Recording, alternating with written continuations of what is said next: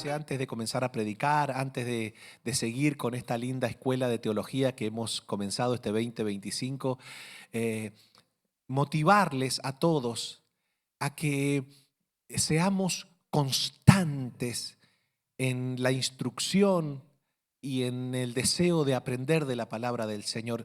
Si nos hemos puesto como meta este año dejar que el Señor nos instruya, nos capacite, es importante que eso que nos propusimos no quede en el olvido ya a finales de enero, principios de febrero. Necesitamos entender que la constancia en el crecimiento del Señor debe ser algo que nosotros priorizamos. ¿Por qué? Usted se preguntará y dirá, pastor, ¿pero por qué es tan importante eso? Porque la fe es por el oír, y el oír, a ver, ayúdame, a ver, la fe es por el oír, y el oír por la palabra de Dios. Entonces, si usted realmente quiere ver la gloria de Dios en su vida, el poder de Dios fluyendo en su casa, en su hogar, si usted realmente quiere ver la gloria del Señor en su vida, es indispensable crecer en la fe. Pero crecer en la fe, nadie crece en la fe de manera mística. No, la fe se va incrementando en nuestra vida a medida que nosotros vamos instruyéndonos y adentrándonos en la verdad escritural. Porque a medida que usted y yo profundicemos en la verdad escritural, número uno, nuestro entendimiento crece. Nuestro corazón se purifica, porque dice la Biblia que la palabra de Dios es purificadora.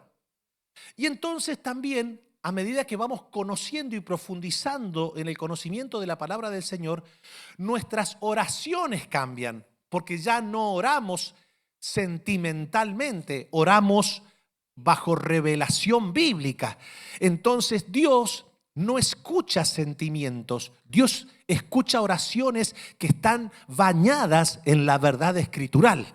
Entonces, cuando yo oro la palabra, el Padre responde con proezas, con poder y con autoridad.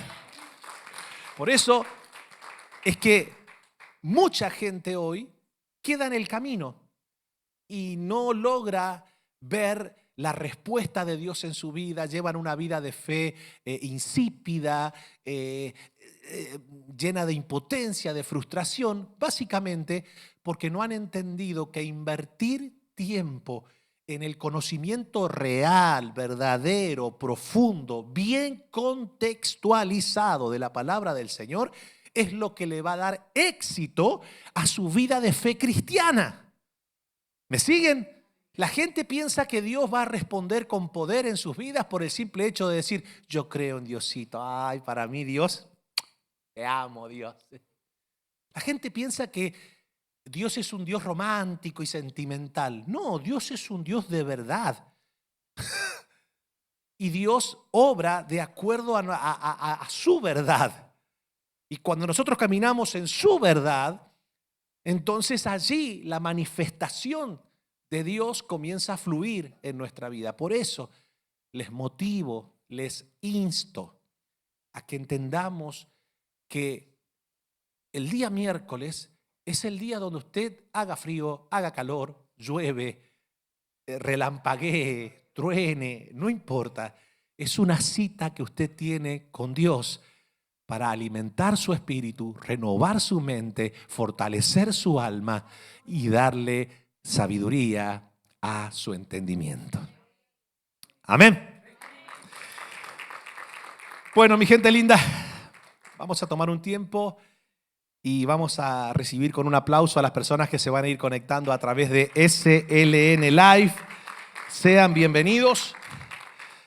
Y vamos a continuar con esta carta hermosa que es la carta de Santiago, hermano de sangre de Jesús.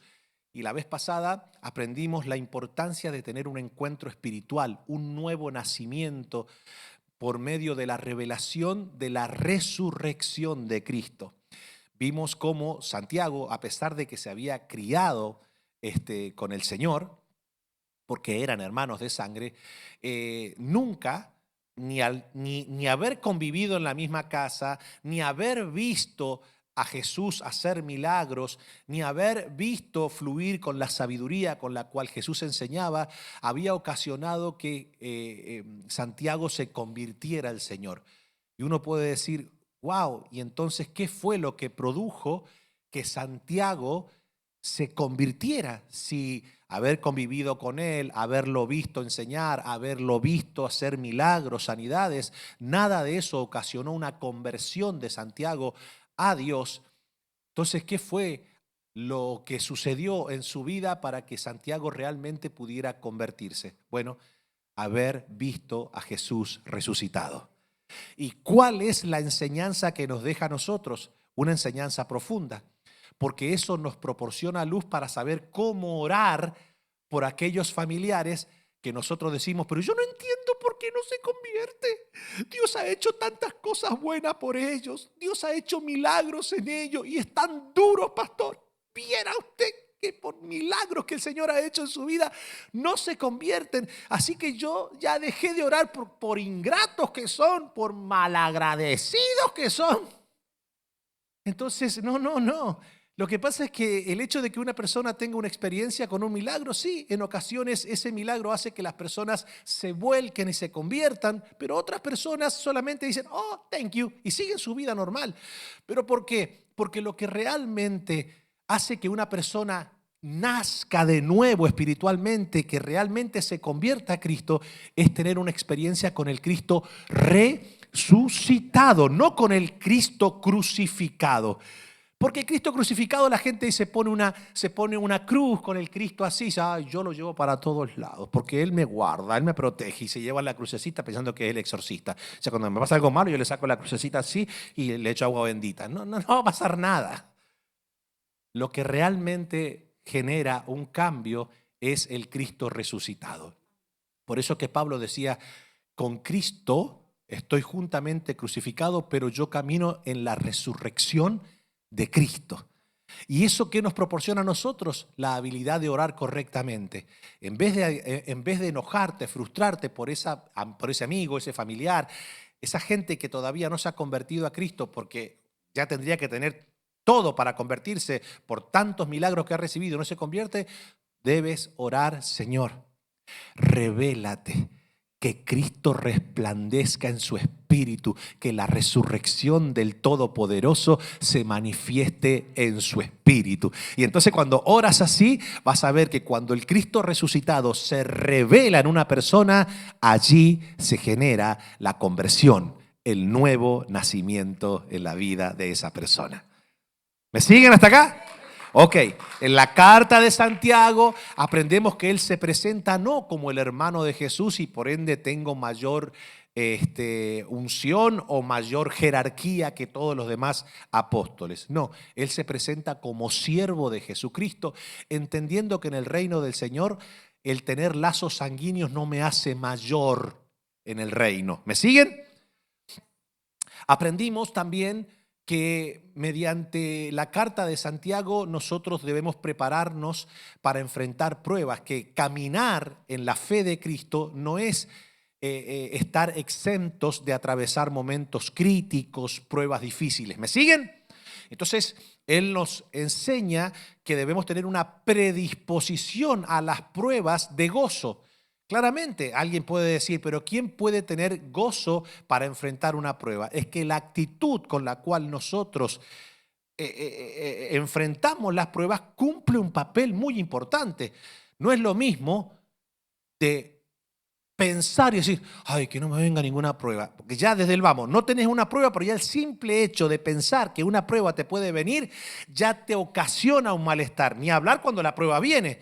Entonces, ¿qué pasa? Cuando yo tengo mal humor, cuando tengo una mala predisposición para enfrentar una prueba, ¿qué se me obstaculiza? Se me obstaculiza el razonamiento para poder enfrentarla, la actitud, el humor me cambia, entonces estoy frustrado, estoy amargado, todo me irrita y eso termina afectando mi fe y termina afectando mi paciencia. Por eso que él Comienza diciendo, tened por sumo gozo cuando os halléis en diversas pruebas. ¿Pero por qué tengo que tener gozo? Porque la prueba de la fe produce paciencia. Y entonces, pero si tú dejas que la paciencia tenga su obra completa, ¿qué va a pasar? Vas a ser perfecto y cabal sin que te falte cosa alguna. Entonces, claramente, nosotros debemos entender que caminar con Cristo es caminar en victoria. ¿En victoria sobre qué? Sobre las pruebas. De repente dice, al final yo no sé ni para qué me convertí a Cristo, porque me ha venido en cantidad de pruebas, porque antes cuando no estaba con Cristo me pasaban pruebas, pero no tanto como ahora. Así que me parece, estoy pensando en abandonar la fe. ¿Por qué? No sé, porque esto a mí de la prueba no. Ahora, cuando una persona entiende que las pruebas lo único que buscan es catapultarnos, o sea, es como aquel estudiante que va a la universidad y se frustra porque el maestro le viene a tomar una prueba. Nunca el maestro viene a tomar una prueba con la intención de destruir al alumno, sino de desafiar su intelecto, su conocimiento. Y una vez que el alumno logra sacar una buena nota, hay promoción detrás de esa prueba superada. Lo mismo ocurre en la fe. Por cada prueba superada hay un tiempo de promoción divina para aquellos que se mantienen firmes creyendo en el Señor. Y claramente Santiago nos dice que Dios no es que permite pruebas porque el simple hecho de vernos a nosotros a ver qué onda. No, todo lo que Dios permite tiene un propósito. Y el propósito es desafiar nuestra fe. ¿Me siguen? Dios, a ver, diga conmigo, Dios pone a prueba todo lo que nosotros decidimos creer. La fe, quiero que lo entienda, y esto es muy importante que logremos aceptarlo, porque hay gente que lo entiende pero no lo acepta. La fe se necesita solo para superar lo que humanamente no podemos hacer. Quiero que lo entienda.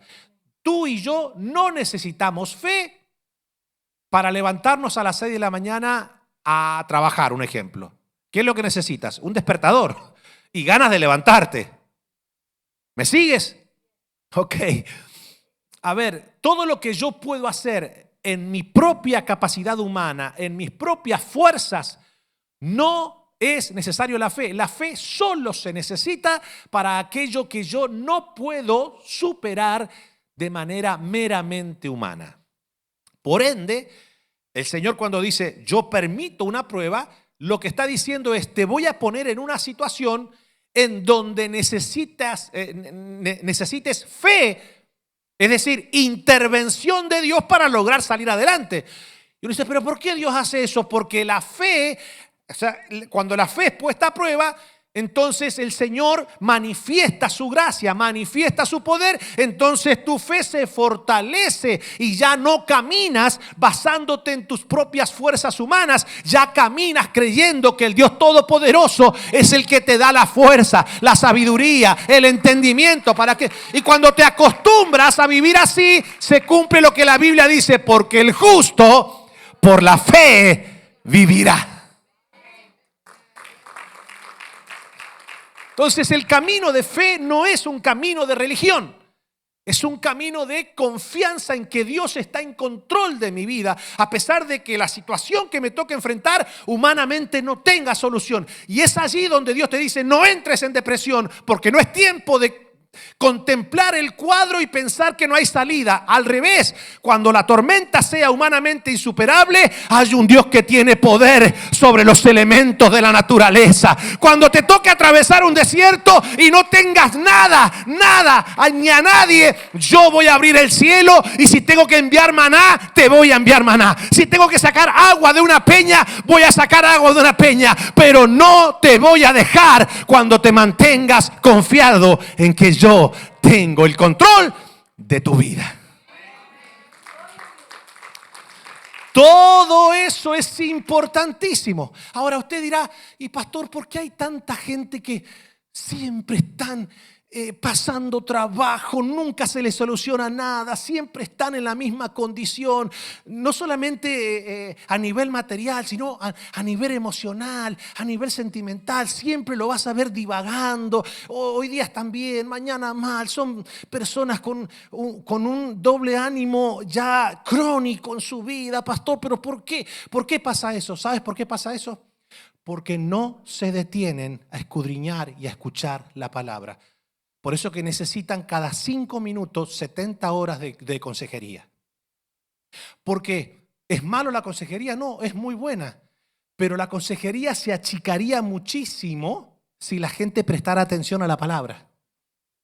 De repente se está predicando. Yo ahora, por ejemplo, estoy predicando. A ver, yo ahora estoy ministrando, estoy soltando sabiduría del Señor, porque no es mi sabiduría, es la sabiduría de la palabra, ¿verdad? Y de repente yo estoy predicando, estoy soltando lo que Dios enseña, lo que Dios nos instruye en su palabra. Eso va gestando en nosotros conocimiento profundo del Señor.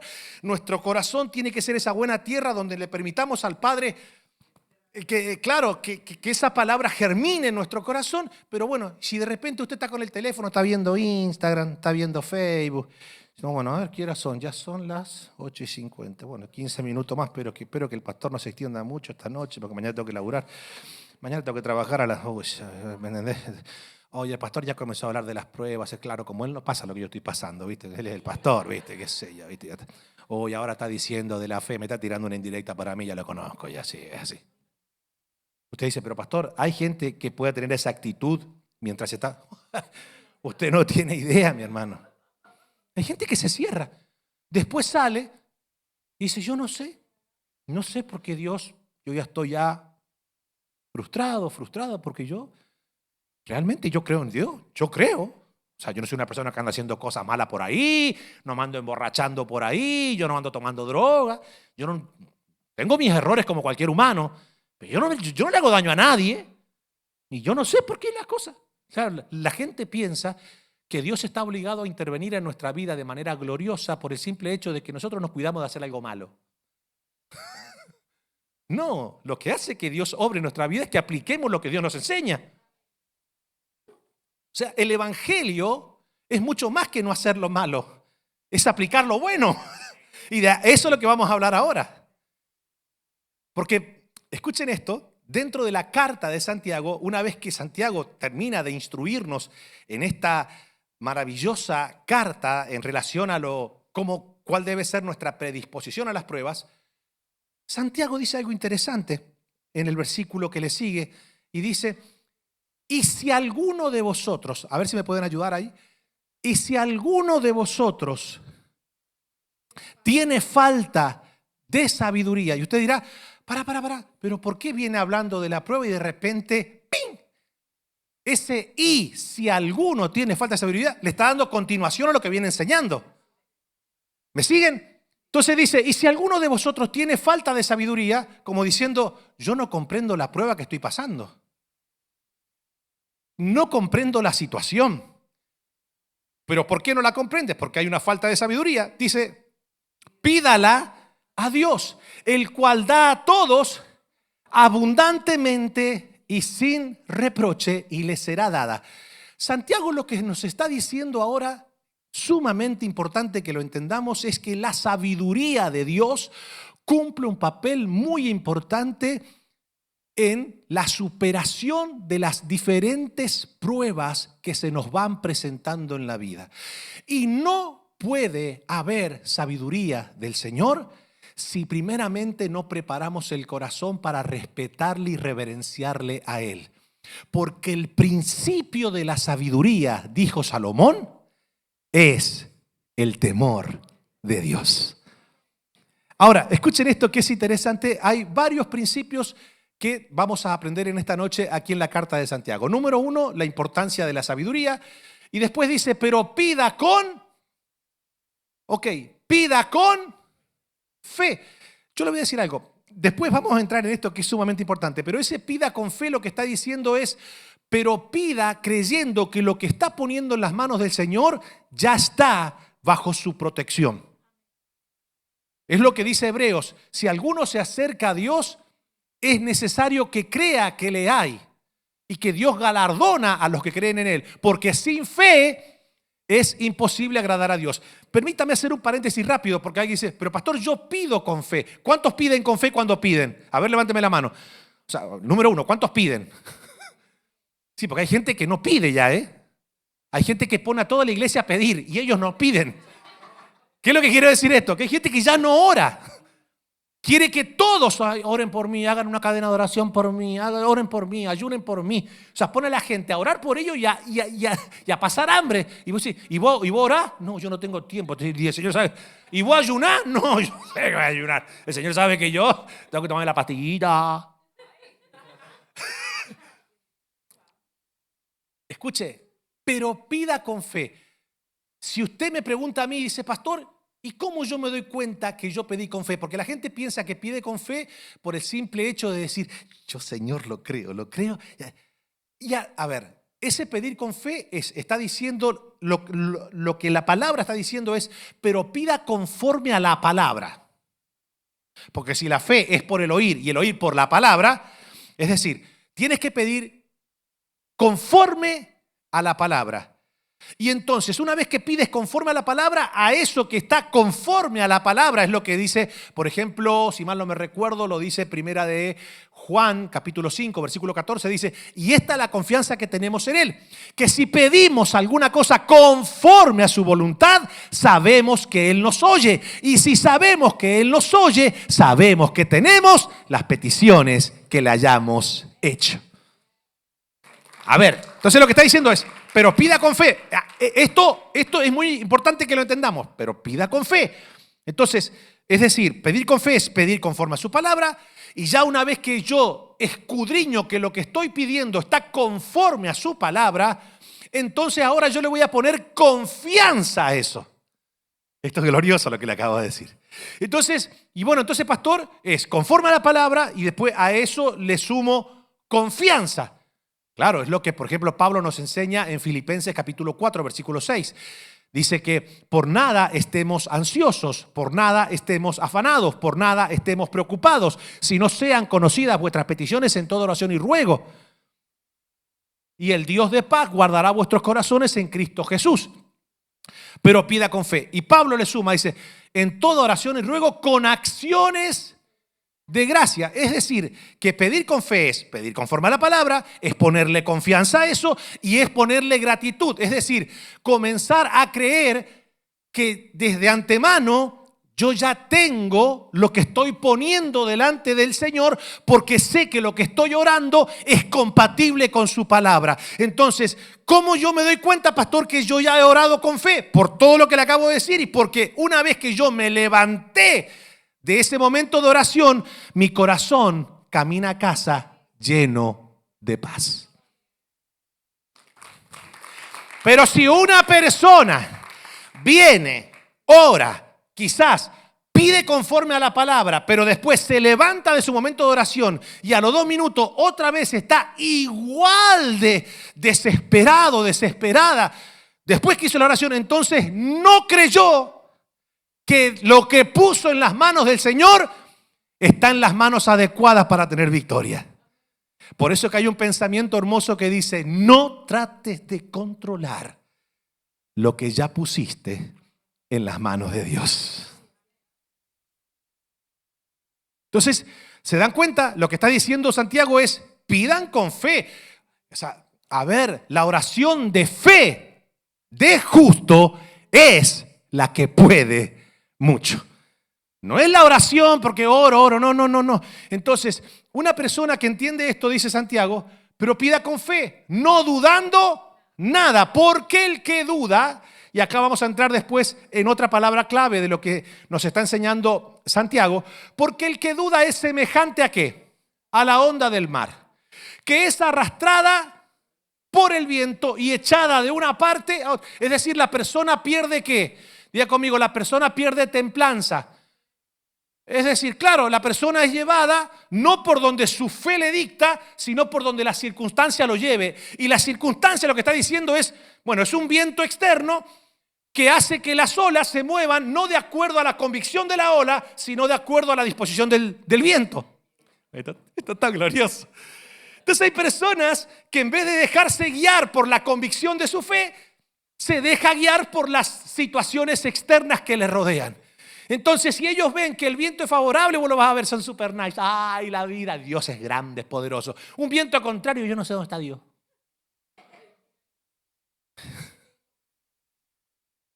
¿Por qué? Porque su vida no es dirigida por el Espíritu en una convicción de fe profunda, sino que su vida es dirigida por vientos externos. ¿Me siguen? Entonces, esto lo que está diciendo es, una persona con esa característica, claramente es una persona que va a ir de un lado a otro. Va a ir de un lado a otro. Entonces vos vas a decir, ¿qué hace? ¿Qué hacen las olas? Las olas hacen que de repente vos ves que van para allá, y de repente vienen para acá, y de repente van para aquí, y de repente van para allá, y al final todo se vuelve intrascendente. Pero sigue diciendo, pero esto es lo más triste que experimenta una persona con esa característica. Dice, no piense, es decir, no te hagas la idea, pues quien tal haga, escuchen hermano, esto es sumamente serio, porque lo que está diciendo que la persona que vive bajo un espíritu de duda, es una persona que va a ver que su vida de fe, su vida de respuesta de Dios a su vida se va a ver gravemente afectada. Porque dice el Señor, hey, quien tiene la característica de la onda del mar que es dirigido por los vientos externos, esa persona no piense, no se haga la idea que va a recibir cosa alguna del Señor. Es por eso que la persona que lastimosamente vive llena de duda es una persona que dice, es que yo siento que a veces Dios no me escucha. Yo siento que Dios no me responde. ¿Por qué? Porque le abrió la puerta a la duda. ¿Qué es lo que es duda? Es la antítesis de la fe. Porque la duda es estar envuelto entre dos pensamientos, pero la fe, según Hebreos 11, dice, es la certeza, no es la duda, es la certeza de lo que espero y la convicción de lo que todavía no veo, pero sé que Dios es veraz para cumplir lo que promete. Pero esto no termina aquí, porque la duda no solamente que afecta a nuestras oraciones, sino que la duda, según Santiago, dice que va generando un comportamiento en nuestro carácter. ¿Y qué comienza a desarrollar la duda en nuestro carácter? Según Santiago. Doble ánimo. Porque dijimos que la duda es estar envuelto entre dos pensamientos. O sea, duda no es incredulidad. Incredulidad es cero fe. Duda es estar envuelto entre dos pensamientos. Ahora, dice Santiago, esto es tan dañino que el que opera en la duda no piense que va a recibir cosa alguna del Señor. Y después esa condición va a llevar al hombre a tener doble ánimo. Y el hombre de doble ánimo es inconstante en todos sus caminos. Yo le voy a decir algo. Para mí la carta de Santiago es una delicia. Es una delicia, porque a medida que uno va adentrándose en cada palabra que Santiago nos proporciona, nos vamos dando cuenta que Santiago lo que estaba diciendo eran cosas muy profundas. No podemos leer la carta de Santiago de manera superficial. Claramente, les dije la semana pasada que Santiago nos instruye en valores, en principios básicos, para ponerlo por obra cada día y así nuestra vida cristiana pueda ser exitosa, bendecida. Es una carta que nos da sabiduría. Y por eso es que estamos aquí. Solamente hemos transitado 8 versículos. Y en 8 versículos hemos aprendido de las pruebas, de la humildad, de la oración, de la sabiduría, que es tan importante como esto. Dice este gran escritor mendocino.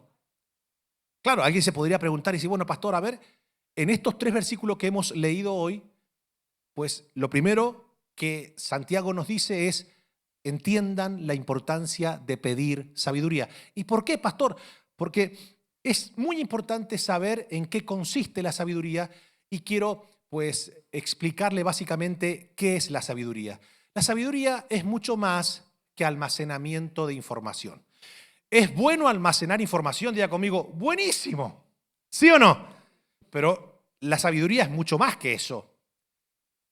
No estoy diciendo que no sea eso. ¿Me siguen? Porque si no dice, viste, yo por eso que no agarro un libro nunca. No. La sabiduría es mucho más que almacenamiento de información, porque cuando nosotros vemos que una persona tiene mucha información almacenada, ¿qué decimos? ¡Ay, qué sabio! No. Lo que tiene es información almacenada. Es mucho más que conquista de títulos académicos. Si fuera por eso, hay muchísimos ateos que tienen los mejores títulos académicos terrenales, ¿sí o no? Entonces, ahora, ¿quiere decir que alcanzar títulos académicos no es sabiduría? No. Es mucho más que eso. Gloria a Dios por los títulos académicos que uno logra ir adquiriendo en la vida. ¿Me siguen? Y uno dice, yo por eso que no estudio. No. Estudie, capacítese, edúquese, fórmese. ¿Ok? La sabiduría es mucho más que conquistas de títulos académicos. Trasciende la cantidad de libros que podamos haber leído o escrito. Nosotros decimos, bueno, una persona escribió 200 libros, escribió 100 libros, es sabia. No. ¿Cuántos libros escribió Jesús? A ver, de todo el Nuevo Testamento, que son 27 libros, de esos 27 libros que componen el canon del Nuevo Testamento, ¿cuántos escribió Jesús? Entonces, porque Jesús no escribió ningún libro, entonces no es sabio. Esto está bueno. Esto está bueno. Entonces, pastor, yo por eso que nunca voy a escribir un libro. No estoy diciendo que escriba libros si usted lo desee, lea libros, todo eso, pero la sabiduría trasciende eso, porque eso se puede adquirir en un formato meramente intelectual y terrenal. Entonces, pastor, ¿qué es sabiduría? Sabiduría, según este gran filósofo y Sabiduría es la virtud de caminar respetando a Dios. ¿Pero por qué? ¿Por qué ese es el fundamento? Porque una persona que piensa que va a poder entrar en el mundo de la sabiduría kipeándose, ¿cómo sería? Keep. Sí, en inglés, keeping. Keep. Skip. Ok. Skipping the Lord. Nadie puede, a ver, si Dios es el principio de la sabiduría, Dios es, o sea, de Dios fluye, nace la sabiduría, entonces como una persona dice, no, yo me voy por otra puerta. No, que no existe. Por eso que Salomón, cuando estaba Hipote el guirro, el tipo estaba en el primer amor y entonces el tipo, sabiendo que le había pedido a Dios, ¿qué le había pedido? Un corazón sabio para gobernar, sabiduría. Entonces él dice, no, muchachos, el principio de la sabiduría es el temor de Jehová. Solo los insensatos desprecian el consejo de Dios. Entonces, así arrancó. Después, como siempre, las mujeres metieron la mano y dice que desviaron el corazón de Salomón. Salomón era un tipo hermoso, era un tipo sano, un hombre lindo de Dios, hasta que aparecieron ellas.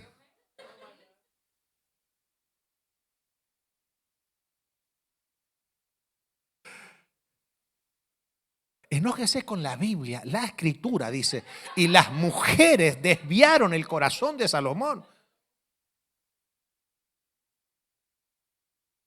Yo le voy a decir algo a ustedes, mujeres, no nos echen a perder.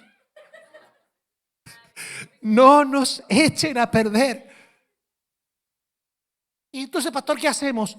La mujer sabia edifica su casa, mas la necia con sus manitas la destruye. Así que put pilas. Put the pilos, the batteries.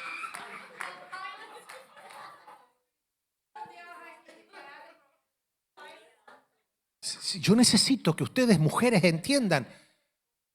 No hay hombres malos. Hay mujeres que no nos tratan bien.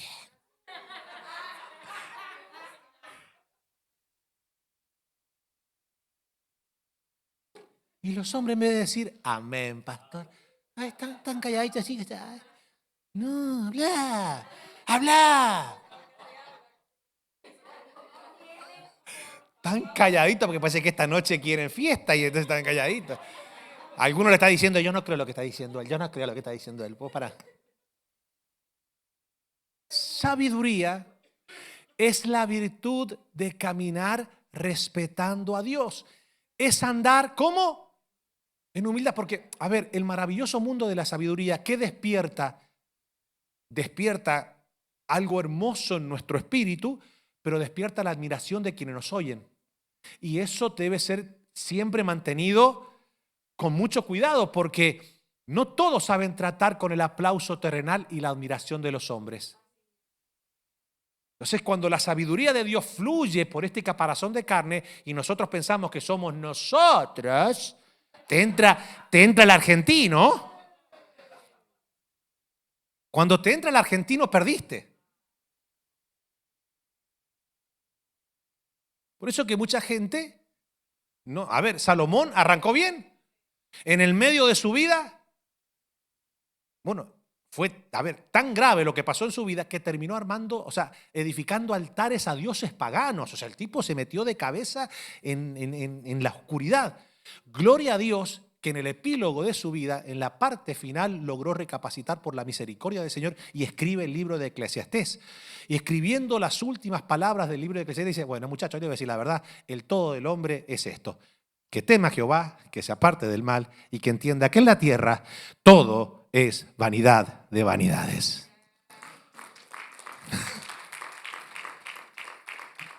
Lo que nos proporciona a nosotros una esperanza de que Salomón recapacitó y se reconcilió con el Señor. ¿Me siguen? Entonces, fluir en la sabiduría del Señor es hermoso porque uno camina en ese temor, pero como esa sabiduría del Señor queda, diga conmigo, queda almacenada en nuestro espíritu, entonces la persona debe mantener siempre el temor del Señor. ¿Por qué? Porque si nosotros nos alejamos del temor del Señor, entonces nos va a quedar la sabiduría del Señor. ¿Ahí lo puedo decir?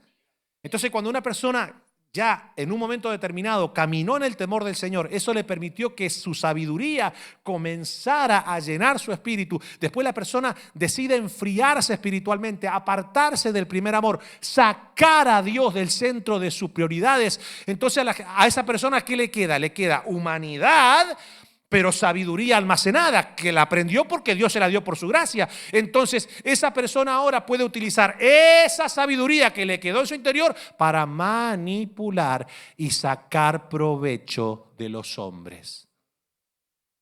Diga conmigo, ajá. Ay, pastor, pero no le das margen a nada, porque Dios mira y escudriña los corazones, sus intenciones y sus motivaciones. Cuando la motivación y la intención no es agradable delante del Señor, no te vistas que no vas. ¿Pero por qué, pastor? Because God es el único que open the doors. Y es the unique, the only one que cierra las puertas. Entonces, diga conmigo, entonces, pastor, ¿cómo es? ¿Cómo es? Porque a mí me gustaría crecer, me gustaría que Dios me use como un pregonero de justicia, me gustaría que ser un embajador del reino, me gustaría, y Dios sabe que yo no lo quiero para mi vanagloria, yo no lo quiero para eso, pero yo necesito mostrarme. No, tú no necesitas mostrarte. ¿Pero por qué, pastor? Porque tú y yo, para ser exhibidos por Dios y ser un faro de luz en medio de las naciones, you don't need. Yo no necesito tampoco. Yo no necesito y tú no necesitas exhibirte, mostrarte, tocar puertas terrenales. Y entonces, pastor, ¿qué debo?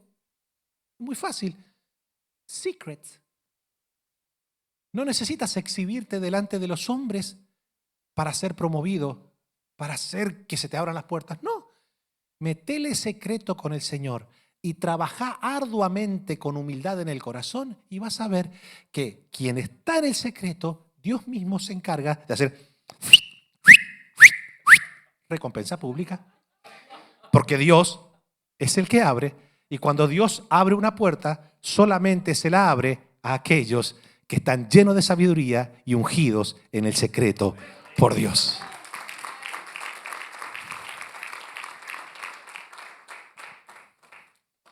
¿Me siguen? Mira si Jesús hubiese desesperado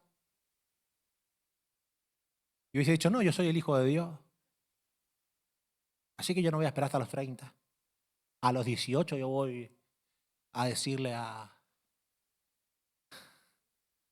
Poncio Pilato que me dé ahí un puestito, que soy el Hijo de Dios. No. ¿Sabes cuántos años tuvo que esperar Pablo? Lo que pasa es que ahora todo es el evangelio de nuestro día es express. ¿Por qué? Porque a la gente le gusta eso. ¿Ves? Entonces viene así. Hoy día, acá hay gente que se va a convertir hoy día y así te dice el Señor en los próximos 2 meses. Te saco a las naciones, te saco acá, te saco allá, prepárate. Entonces tienen 3 meses de haberse convertido al Señor. No se sabe ni cambiar los pampers todavía. Todavía tienen popó acá en la mente. Hay que seguir limpiando ahí. Al Señor, que es el mejor líder de todos los tiempos, le tomó 3 años y medio discipular. Al Señor, ¿estamos hablando? Hey, hello. Pablo, el apóstol Pablo, si bien tenía momentos en donde él iba y compartía lo que Dios había hecho con él, 14 años, hasta que Bernabé lo agarró, lo llevó a los ancianos en Jerusalén de la iglesia, ahí lo presentó y después de 14, el apóstol Pablo. Y hoy día 3 meses lanzamiento de liderazgo. Sí, 6 meses eres líder de red. Pero si no puedes ser líder ni del grupo red. ¿Qué es eso, pastor? Después nada, entonces la gente no entiende eso. La gente es muy impaciente. Y dice, no, pero yo con el don que tengo, con el talento, con la palabra que tengo, con la sabiduría que tengo, estoy perdiendo el tiempo. ¿Qué perder el tiempo? Cuando estás en el secreto con Dios, el Padre te da la paciencia para que esperes tu momentum. Y cuando Dios es el que abre, no hay diablo que pueda cerrar. Cuando Dios es el que promueve, no hay techo que pueda detener. No te desesperes. Tú y yo debemos enfocarnos en ¿qué, pastor? En cerrar la puerta del cuarto, amarle a Él, adorarle a Él, exaltarle a Él y dejar que sea Él el que guíe nuestros pasos. No nos desesperemos. Entonces, sabiduría es la virtud de caminar respetando a Dios, es andar en humildad, reconociendo que la sabiduría le pertenece solamente a Dios. Dice este gran filósofo mendocino, sabiduría es la virtud de aplicar, ¿es la virtud de qué? De aplicar el conocimiento y la inteligencia con... Les dije recién que hay que tener cuidado de no caer en la manipulación. Entonces, ¿qué más? Es la capacidad de glorificar a Dios cuando los hombres intenten endiosarnos al contemplar la sabiduría que emana de nuestra boca. Eso merecía un aplauso, mi hermano.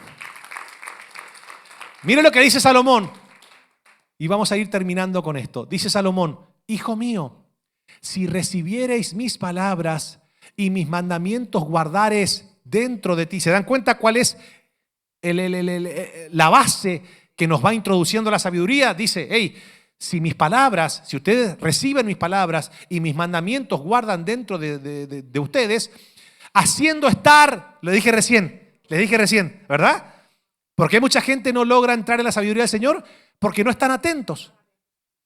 Pueden estar presentes en un lugar donde se está impartiendo la sabiduría del Señor, pero no están atentos.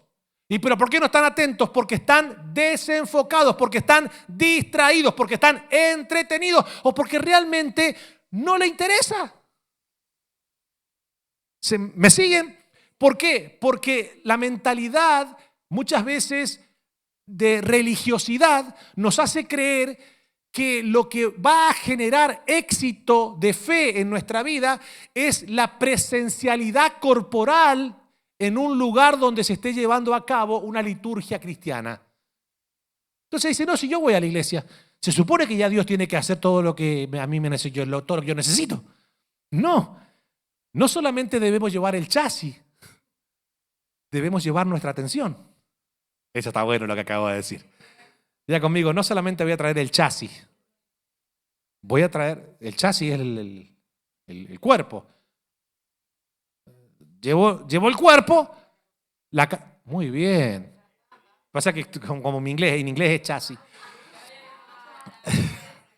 Is that? Yeah, I know. Señor, dale sabiduría anglosajona. Anglo-Saxon wisdom in your pueblator, Lord. Hijo mío, si recibieres mis palabras y mis mandamientos guardares dentro de ti, haciendo estar atento tu oído. Bueno, me quedé sin. Ahí está. Gracias, siervo. Haciendo estar atento tu oído ¿a qué? ¿Qué estamos aprendiendo hoy? Sabiduría. Dice, si inclinares no solamente tu atención, tu corazón a la prudencia, si clamares, como diciendo, es algo que yo pido, a la inteligencia y a la prudencia, o sea, es decir, porque claro, cuando vos tenés inteligencia, sabiduría y todo eso, ¿qué se hace prudente? La lengua, obviously. Si como a la plata, diga conmigo, ay, no te metas ahí, no te metas ahí. Claro, lo que pasa es que la gente no busca la sabiduría como busca el billete. Diga conmigo, ¡ouch! ¡Aleluya! Y la escudriñares como a tesoro. Wow. Ay. Entonces entenderás el temor, esta está bonita, el temor de Jehová y hallarás el conocimiento. Mire, nos está dando las bases para entrar allí.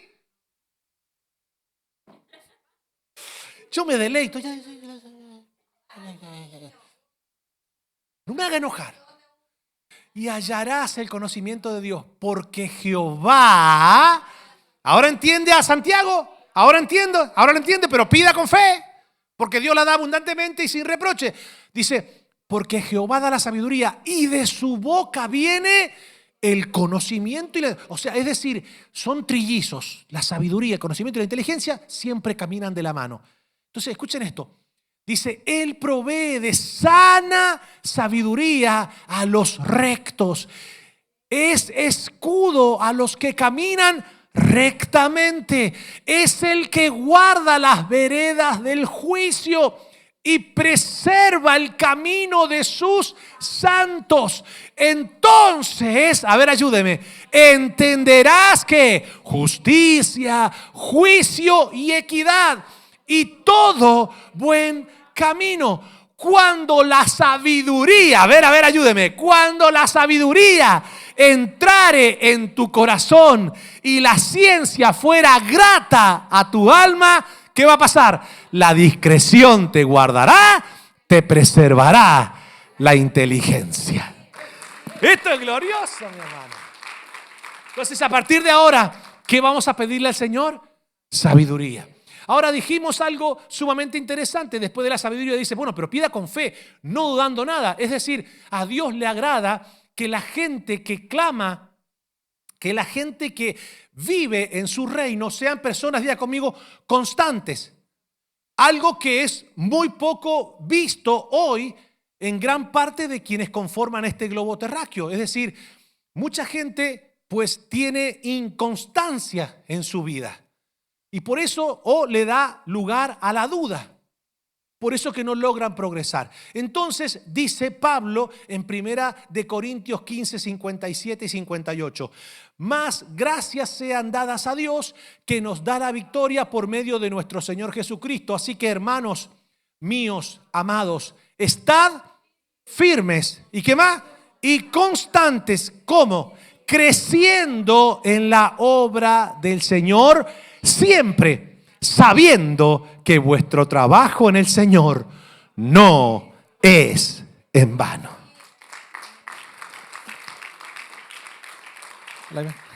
Esto es importantísimo que lo entendamos. Debemos exiliarnos de la duda, anclar nuestro espíritu a la fe de Cristo, fortalecernos en Él, despojarnos de la inconstancia, de la duda, que nos va a llevar claramente a lo que Santiago nos dice por último. Muchachos, si ustedes le abren la puerta a la duda, van a ser como las olas del mar, y eso los va a hacer encallar en algo que es sumamente trágico para la vida de cualquier persona. Van a ingresar en el doble ánimo. ¿Y sabe lo que va a ocasionar el doble ánimo? La duda va a hacer que Dios no te responda. Pero el doble ánimo hará que seas inconstante en todo tu camino. Pero pastor, ¿por qué? ¿Por qué tan serio y por qué tan grave? Porque Dios no le va a dar tesoros gloriosos a alguien que en un momento determinado se desanima y deja todo botado. Dios tiene que disciplinarnos. ¿Me siguen? Dios le confía grandes cosas a los que han preparado su carácter para ser constantes. ¿Me siguen? Si usted fuera dueño de una compañía, ¿usted pondría en un lugar importante a alguien que no sabe en qué momento le deja todo botado? No. Usted va a buscar a una persona disciplinada, a una persona constante que haya dado fruto. ¿Me siguen? Pero no solamente usted va a buscar eso en la persona a la cual usted le va a delegar algo importante. Usted va a buscar que esa persona, más allá de esas características que tenga lealtad. Porque esa persona puede tener esas características, pero después usted tiene que mirar si esa persona es íntegra, es leal. Si lo que le mueve a tener esa disciplina es realmente la lealtad, o lo que busca realmente es una posición en donde se pueda independizar de su jefe. Bueno, Dios también no solamente mira la disciplina, Dios dice: yo miro la intención. ¿Me siguen? Yo puedo tener la intención de escribir un buen libro para que las personas puedan conocer de una manera profunda ciertos aspectos bíblicos, ¿me entiende? Y la intención de mi corazón es aportar algo escritural para que no solamente esta generación, sino las próximas puedan tener principios que le ayuden a crecer en su fe. Esa es mi única intención, esa es mi única motivación. Después el Señor sabrá qué hará con el éxito o no de ese libro. ¿Me siguen? Pero mi intención es aportar algo. Ustedes se imaginan a Pablo escribiendo Gálatas diciendo: ay Señor, escribo los Gálatas, pero Padre, por favor, que se vendan 3 millones para que si me vendo 3 millones me gano tanto. A ver, ustedes se imaginan a Pablo escribiendo diciendo: ay, a los tesalonicenses, ay, pero que este libro también se pueda vender en Galacia, ay, que este libro también se pueda vender con los romanos, ay, los romanos tienen plata. ¿Ustedes se imaginan a Pablo escribiendo así? ¿Y ustedes se imaginan que Pablo estaba pensando de que lo que él estaba escribiendo se iba a transformar en un canon bíblico que iba a servir para todas las generaciones hasta la segunda venida de Cristo? Tampoco. ¿Y entonces por qué lo escribió? No hay una sola carta de Pablo diciendo: copyright mío, voy a denunciar a todos los... Pablo escribía porque quería aportar algo para la edificación de la fe de los hijos de Dios. ¿Me siguen? Y así llévelo a cualquier lugar. Así llévelo a cualquier lugar. Yo puedo intentar: ay, Señor, Padre, ábreme puertas para que yo pueda llevar este mensaje que tú has puesto en mi boca, Señor, y lucir como una oración bastante espiritual. Pero Dios mira la intención. Dios dice: mentira, vos lo que estás buscando es que yo te abra puertas para que te den ofrenda en todos los lugares a donde vas y ya vivas de las ofrendas. Así que no te voy a abrir eso.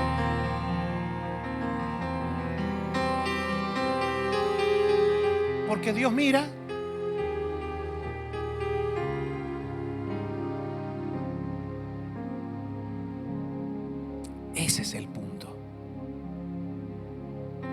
El punto no es el anhelo que yo quiero para servir al Señor, es qué es lo que me impulsa a eso. Porque quien quiere hacer de la fe un negocio de abastecimiento personal, esa persona sola se está cerrando las puertas. Porque el Evangelio no es para ganar dinero. El Evangelio es para dar a conocer las buenas nuevas de salvación a todo el mundo. Ahora, si después el Señor hace de lo que yo puse en sus manos con la única intención de que Él sea glorificado, si el Señor después decide hacer lo que quiera, eso es problema de Él. No sé si me hago entender. O sea, lo que Él decida añadir a mi vida es problema de Él. Yo estoy muy contento mientras Dios tenga mi vida y mi casa con qué comer, qué beber y qué vestir. Pero yo he decidido hace muchos años dejar de sufrir por no tener ciertos lujos terrenales.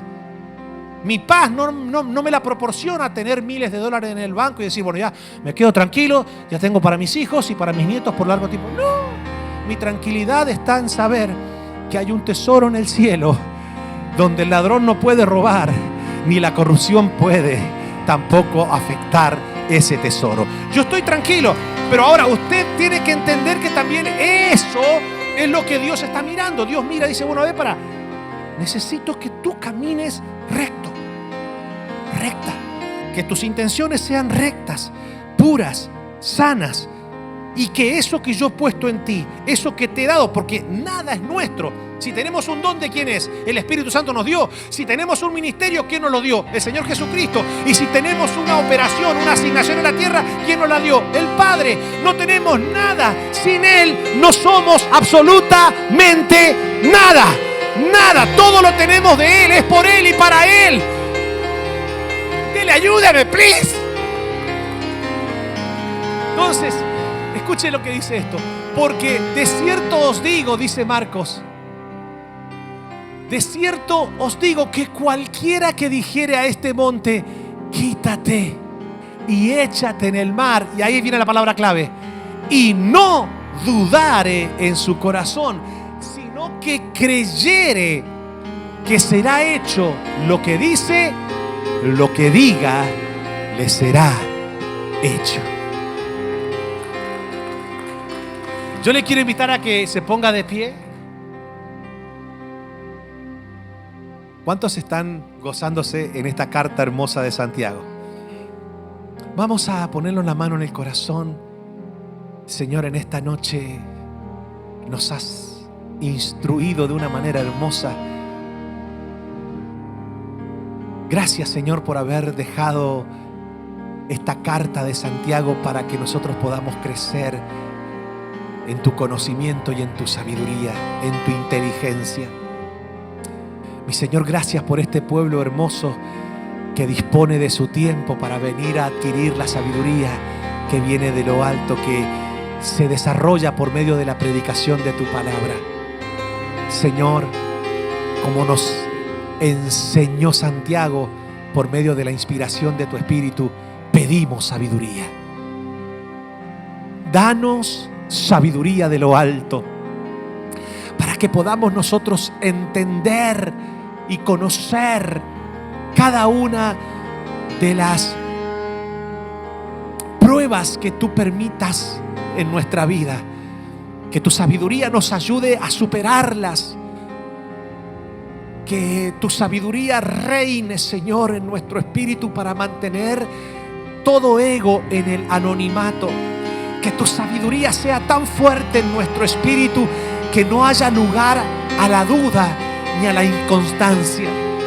Señor, perdónanos si por algún momento nos ha faltado disciplina. Perdónanos, Señor, si por un momento nos hemos, Dios mío, desconcentrado, nos hemos distraído, Señor, de lo que realmente es importante, que es tu sabiduría. Ahora, Señor, también te pedimos que mires nuestro corazón, que nos guardes de caer en intenciones incorrectas, en motivaciones que no son compatibles a tu pureza. Por el contrario, Señor, sean agradables las intenciones de nuestro corazón. que los dones, que la gracia, que el talento, que el propósito que tú has puesto en nuestra vida tenga la única intención de glorificar tu nombre, de ser usados con poder por tu gracia y por tu espíritu. Que podamos ser pregoneros de justicia en medio de un mundo lleno de injusticia. Que podamos ser embajadores de tu reino en un mundo lleno de malos ejemplos, oh Dios. Y que en medio de esta generación tú nos permitas ser sal y ser luz. Levante su mano ahí donde está. Señor, mira a este pueblo que por tu gracia tú me permites pastorear. Enséñanos, oh Dios, que esta escuela de teología sea algo que todos pongan como prioridad. Que todos podamos amar tu palabra, escudriñarla con deseo, con anhelo. Que este 2025 sea un año donde podamos crecer en el conocimiento de tu verdad, de tu gloria, de tu palabra. En el nombre de Jesús bendigo a este tu pueblo. Señor, que sea un año lleno de tu gracia fluyendo en sus vidas. Que sea un año lleno de tu bendición. Que sea un año, Dios mío, lleno de tu sabiduría fluyendo en su casa. Que tu salvación abrace su familia. Que tu salvación abrace, Dios mío, sus casas. En el nombre poderoso de Jesús. Levante su mano y adore un par de minutos. Lléname.